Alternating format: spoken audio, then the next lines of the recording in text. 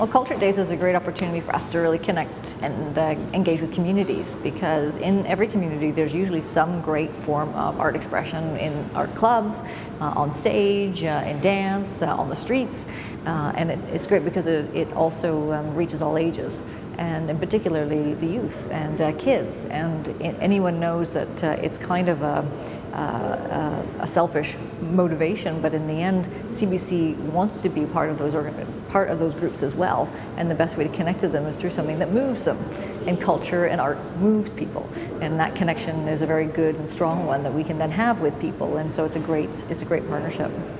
I think everyone thinks of the CBC as theirs, because it is, like, CBC is owned by all of the people who live in Canada, because eventually everyone's a taxpayer and they're contributing to the funding of the CBC. So whether it's because CBC's been part of their lives since they were little kids watching Mr. Dress Up or listening to the radio, CBC is kind of part of the Canadian family. So to open doors like that is kind of like having an open house, you know, of your family, a reunion of sorts.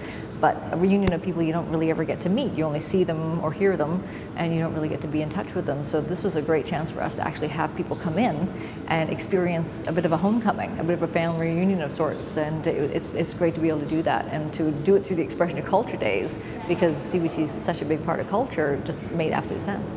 I'd like to see it become as big as Hockey Day in Canada.